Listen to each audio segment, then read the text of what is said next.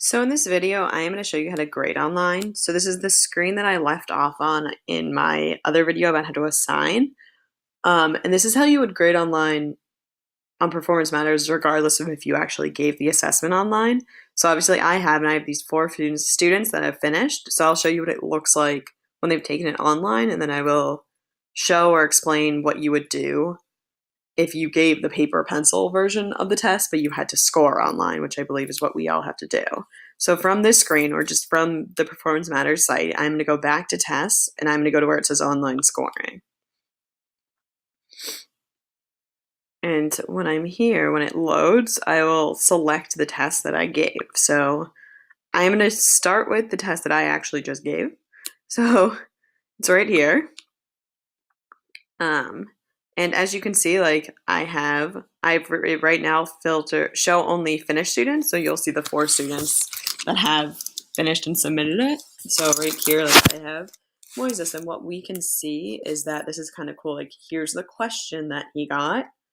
And I can see his answers, and I can see that the system automatically graded it because this was just a number answer, so it's self-graded, and he got a 0, right? So he didn't get either part of this question correct, so that self-grades.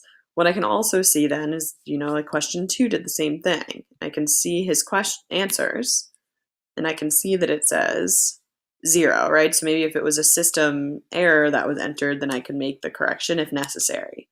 For question 3, it kind of gives me this drop down, which is what you would have for every single question if you were giving the paper pencil version, because you would then have to enter the points that you assigned them based off of the rubric.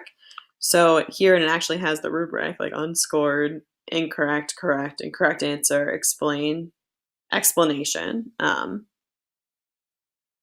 So I can read his answer right here, and then I can assign him points, and then it automatically goes, and then I can go on to the next student. If I want to score by item, I can choose to be like, you know what, question 1 and question 2 self-graded. I'm just going to pull up all their question 3s, and I'm just going to go down the list and assign them the points. Right here it says unscored because I haven't looked at them yet.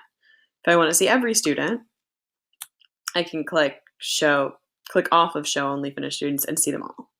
So that's how I would grade it. The only difference between assigning the assessment online and grading when it was assigned and they took the test online versus if they took it in paper. So if they took it on paper, you won't see this screen on the right. You'll just see the screen on the left, and you'll have to hand grade it. It's like on the paper, and then maybe come up with a system like writing down all the points writing down the points in order that they got to make it easier for yourself to just kind of go down the drop down menu. I'm going to try to show you what that looks like. Not totally sure I'll be able to do it. But let's see, like marking period 2. Oh, this is great. So I don't see anything over here.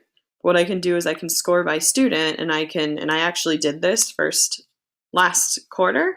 So I can see like Simon, I would just go down, and I'm going to try not to change anything, but I could go down and give him the points down the list. If I want to score by item, if that's how I have it organized on paper, I can do that as well.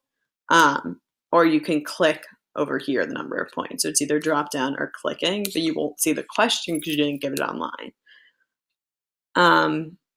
So it's fairly simple to grade online. It does take away the paper part of it.